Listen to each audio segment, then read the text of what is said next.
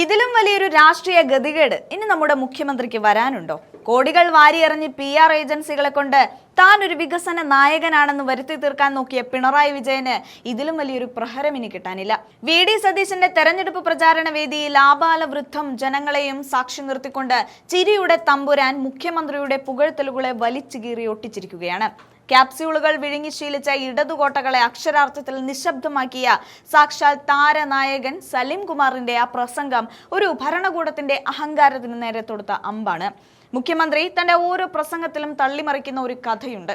അമേരിക്കയിൽ നിന്ന് ഒരു പയ്യൻ വന്നുവെന്നും കേരളത്തിലെ റോഡും വികസനവും കണ്ട് അവൻ അമ്പരന്നു പോയെന്നും ഈ പയ്യൻ എവിടെയാണെന്ന് തിരഞ്ഞുപോയ സലിംകുമാർ കണ്ടെത്തിയ സത്യം കേട്ടാൽ ആരും ചിരിച്ചു പോകും. ആ പയ്യനെ തിരഞ്ഞുപോയവർ ഒടുവിൽ ചെന്നെത്തിയത് കുതിരവട്ടം മാനസികാരോഗ്യ കേന്ദ്രത്തിലാണെന്നാണ് സലിംകുമാർ പറയുന്നത്. അതായത് പിണറായിയുടെ ഈ വികസന കഥകൾ വിശ്വസിക്കണമെങ്കിൽ ഒരാൾക്ക് മാനസികമായി ശക്തി ഉണ്ടായിരിക്കില്ല എന്ന മൂർച്ചയുള്ള സത്യമാണ് സലിംകുമാർ അവിടെ തുറന്നു പറഞ്ഞത്. സലിംകുമാറിന്റെ ഓരോ വാക്കും പിണറായി വിജയന്റെ മുഖത്തേറ്റ കനത്ത പ്രഹരമാണ്. ലോകം മുഴുവൻ കേരളത്തെ മാതൃകയാക്കുന്നു എന്ന് നിയമസഭയിൽ തള്ളുന്ന മുഖ്യമന്ത്രിക്ക് ഇതിലും വലിയൊരു നാണക്കേട് ഇനി വരാനുണ്ടോ? വിദേശികൾ ഇങ്ങോട്ട് ഒഴുകുകയാണെന്നും കേരളം നമ്പർ 1 ആണെന്നും പറയുന്ന മുഖ്യമന്ത്രിയുടെ ഇമേജ് ബിൽഡിംഗ് തന്ത്രങ്ങളെ വെറും 2 മിനിറ്റ് കൊണ്ട് സലിംകുമാർ തരിപ്പണമാക്കി. ജനങ്ങളുടെ നികുതി പണം ഉപയോഗിച്ച് PR വർക്ക് നടത്തുന്ന ഭരണകൂടത്തിനുള്ള ജനകീയമായ മറുപടിയാണ് ഇത്. UDFന്റെ ആവേശമായ VD സതീശന്റെ വേദിയിൽ സലിംകുമാർ നടത്തിയ ഈ പൊളിച്ചെടുക്കൽ സോഷ്യൽ മീഡിയയിൽ ഇപ്പോൾ തരംഗമാണ്. രാഷ്ട്രീയക്കാരന്റെ ഗൗരവമില്ലാതെ ഒരു സാധാരണക്കാരന്റെ അമർഷം ഹാസ്യത്തിൽ പൊതിഞ്ഞ് അദ്ദേഹം വിളിച്ചു പറഞ്ഞു. ക്യാമറയ്ക്ക് മുന്നിൽ ഇരവാദവും ഗൗരവവും കാട്ടി രക്ഷപ്പെടാൻ നോക്കുന്ന പിണറായി വിജയനെ ജനമധ്യത്തിൽ വെറും ഒരു പരിഹാസ പാത്രമാക്കി മാറ്റാൻ ആ ചിരിക്ക് സാധിച്ചു. ഭരണകൂടത്തിന്റെ ധാർഷ്ട്യത്തെ തകർക്കാൻ തോക്കുകളോ ബോംബുകളോ വേണ്ട, സലിംകുമാറിനെ പോലുള്ള കലാകാരന്മാരുടെ മൂർച്ചയുള്ള ഹാസ്യം മതി എന്ന് ഈ വീഡിയോ തെളിയിക്കുന്നുണ്ട്. മുഖ്യന് കിട്ടിയ ഈ പണി നമുക്കൊന്ന് നേരിട്ട് കണ്ടു നോക്കാം. രണ്ട് കഥകൾ പറഞ്ഞിട്ട് ഞാൻ പോയിക്കോളാം. 2-3 കഥകൾ പറഞ്ഞിട്ട് ഞാൻ ഒരു 5-6 മാസം മുമ്പ് ഒരു മുഖ്യമന്ത്രിയുടെ വാർത്താ സമ്മേളനം കണ്ടു. അപ്പൊ അതിൽ പറയുന്നത് അദ്ദേഹത്തിന്റെ ബന്ധുവാണോ സുഹൃത്താണോ ഞാൻ മറന്നുപോയി. സുഹൃത്തിന്റെ മകൻ അമേരിക്കയിൽ നിന്ന് വന്നു. അമേരിക്കയിൽ നിന്ന് വന്നിട്ട് പറഞ്ഞു, കേരളം കണ്ടപ്പോ ആ പയ്യൻ പറഞ്ഞു, കേരളം ഇത് എന്തൊരു മാറ്റമാണ്, അമേരിക്ക പോലും തോറ്റുപോകുമെന്ന് പറഞ്ഞു. അപ്പൊ എനിക്ക് സംശയം, ഈ പയ്യൻ ആരായിരിക്കും, എവിടെ ഉണ്ടാവും പയ്യൻ? അങ്ങനെ ഞാൻ ഈ പയ്യൻ അന്വേഷിച്ചു തന്നു. എനിക്ക് പയ്യനെ കാണാൻ പറ്റി. നമ്മുടെ ഉളമ്പാറുള്ള മാനസിക ആശുപത്രിയിലായിരുന്നു. കാരണം ഞാൻ അച്ഛനോട് ചോദിച്ചു, എന്താ ഇവിടെ കൊണ്ടൊക്കെ എടുത്ത്? അല്ല, സലീമിന് അറിയാമല്ലോ, 2-3 പ്രാവശ്യം സലീം അമേരിക്കയിൽ വന്നതല്ലേ. അപ്പോ ഈ കേരളം കണ്ടിട്ട് അമേരിക്ക എന്ന് പറയാൻ അപ്പൊ തന്നെ അവന് കുഴപ്പമുണ്ടെന്ന് മനസ്സിലായി. അതിന്റെ പേരിലാണ് ഞാൻ ഇവിടെ ഇപ്പൊ പോയിട്ടോ, കണ്ണക്കടിപ്പിച്ച് പോയി, ആള് പോയി. പിന്നെ അതൊരു 2 ആഴ്ചയായിട്ടുള്ളൂ, 1 മാസമായിട്ടുള്ളൂ. വേറെ ഒരു വാർത്ത വന്നത്. വാർത്തയെന്ന് വെച്ചാൽ മുഖ്യമന്ത്രി തന്നെ പറഞ്ഞത്. അപ്പോ P. രാജീവ് അദ്ദേഹത്തോട് എന്ന് പറഞ്ഞു, ഒരു വ്യവസായി വന്നുണ്ട് കേരളത്തിന് പണം മുടങ്ങാൻ വേണ്ടിയിട്ട്. അപ്പൊ മുഖ്യമന്ത്രി വിചാരിച്ചു, വളരെ നിസ്സാരമല്ല, പൈസ മുടക്കാൻ വേണ്ടി വന്നതെന്ന് വിചാരിച്ചു. അങ്ങനെ ഈ വ്യവസായി വന്നു. ഈ വ്യവസായിക്ക് പേരിലിട്ടോ, പേര് പറയില്ല പുള്ളി. പയ്യനും പേരും അഡ്രസ്സൊന്നുമില്ല, വ്യവസായിക്കും പേരും അഡ്രസ്സൊന്നുമില്ല. അപ്പൊ ആ വ്യവസായി വന്നു. അപ്പൊ എത്ര രൂപയാണ് മുടക്കാൻ ഉദ്ദേശിക്കുന്നത്? 3 ലക്ഷം കോടിയാണെന്ന് പറഞ്ഞു. അപ്പൊ പുള്ളി ഞെട്ടി, മുഖ്യമന്ത്രി ഞെട്ടിയിട്ട് വെച്ച്, എന്താണ് കേരളത്തിന് 3 ലക്ഷം കോടി മുടക്കുന്നത് എന്താണെന്ന് ചോദിച്ചു. അപ്പൊ അദ്ദേഹം വ്യവസായ സൗഹൃദം ലോകത്ത് ഇത്രയുള്ള ഒരു സ്ഥലം ലോകത്ത് എങ്ങുമില്ല. ആന്തൂർ സാധനെ പോലുള്ളവരൊക്കെ എങ്ങനെയാണ് നിങ്ങൾ സഹായിച്ചത്? അപ്പോ ഇത് കേട്ടപ്പോ ഞാൻ വീണ്ടും ഇയാളെ അന്വേഷിച്ചു. അയാൾ അന്വേഷിച്ചു വന്നപ്പോ അയാള് നമ്മുടെ പയ്യനിരുന്നില്ലേ, അതിന്റെ ഇപ്പുറത്തെ വാർഡില്. അങ്ങനെ ഇല്ലാത്ത കഥകള്.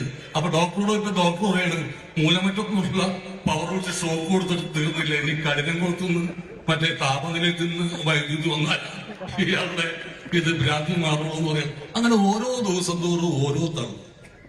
കായിക മന്ത്രിയുടെ പേരിൽ വേറൊരു തള്ളു. നിങ്ങളൊക്കെ കേട്ട് കാണും, മെസ്സി വരും കേട്ടോ. മെസ്സി ഇവിടെ വരും, കലൂർ സ്റ്റേഡിയത്തിൽ വരും. കലൂർ സ്റ്റേഡിയത്തിൽ വന്നിട്ട് കൈരൻ TV കോമഡി ഷോ അവതരിപ്പിക്കും. അങ്ങനെ പല ഇതുണ്ടായിരുന്നു. അവിടെ പണിയുന്നു ഇവിടെ പണിയുന്നു. അപ്പോ മെസ്സി ഇവിടെ ഇന്ത്യയിൽ വരികയും ചെയ്തു. ആന്ധ്രാപ്രദേശിൽ വന്ന്, ബോംബെയിൽ വന്ന്, ഡൽഹിയിൽ വന്നു. അപ്പൊ ഞാൻ മെസ്സിനോട് ചോദിച്ചു, മെസ്സി എന്താണ് കാരണം? താൻ ബോംബെയിൽ വന്നു, ഹൈദരാബാദിൽ വന്ന്, ഡൽഹിയിൽ വന്ന്, ഞങ്ങളുടെ കേരളത്തിൽ വരാൻ എന്താണ്? അപ്പൊ അദ്ദേഹം എന്നോട് പറഞ്ഞു, ചേട്ടാ വേറൊന്നും വിചാരിക്കരുത്, കേരളീയരോട് ഒരു ദേഷ്യമില്ല. എനിക്ക് 8 ബാലൻഡർ പുരസ്കാരമുണ്ട്. ബാലൻഡർ പുരസ്കാരം അറിയാലോ, ലോകത്തിലെ ഏറ്റവും മികച്ച ഫുട്ബോളർക്ക് കൊടുക്കുന്ന പുരസ്കാരമാണ്. അത് 8 സ്വർണ്ണ പന്തുകളാണ്. അയ്യപ്പസ്വാമിയുടെ സ്വർണം കെട്ടി എന്റെ ബാലൻഡർ പുരസ്കാരം വെറുതെ വെക്കൊന്ന് ചേർന്ന് തോന്നുന്നുണ്ട? അങ്ങനെയൊക്കെ ചെയ്യാൻ ചേട്ടാ മറ്റാരുണ്ട് എനിക്കല്ലാതെ.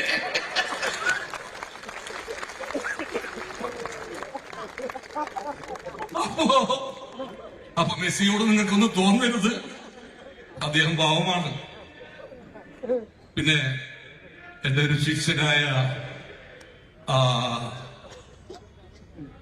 രമേശ് പിഷാരടി പാലക്കാട് ഇലക്ഷൻ എന്നിട്ടുണ്ട്. എനിക്ക് വലിയ സംശയമായിരുന്നു, ജയിക്കോ എന്നൊക്കെ ടെൻഷൻ ഉണ്ടായിരുന്നു. കാരണം ഞാൻ തന്നെ നിൽക്കുന്നതിന് തുല്യമായിട്ടാണ്.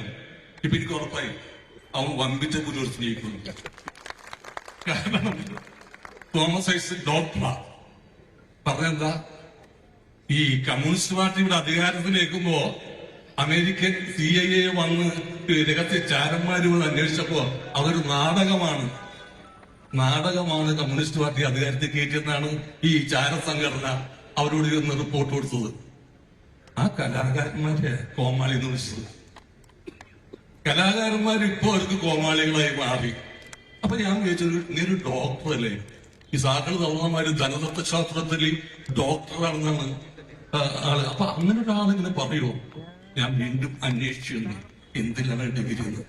അപ്പോഴാണ് കയറ് വിരിയിലെ തരികിടകൾ എന്നാണ് അദ്ദേഹത്തിന്റെ ഡിഗ്രി. പിന്നെ അതെല്ലാം പറയാണ്ട് എന്താ ചെയ്യാ? അപ്പോ ഞാനത് ഈ ഹൈബി പ്രസംഗിക്കാറുണ്ട്, ഒരുപാട് പേര് പ്രസംഗിക്കാറുണ്ട്. അപ്പോ ഇത്രയും കാലം സതീഷ് ചേട്ടൻ നമ്മൾ വിട്ടത് ഒരു MLA ആയിട്ടായിരുന്നു. ഇനി കേരളം നയിക്കാനായിട്ടുള്ള ഒരാളായിട്ടാണ് പറയുന്നത്.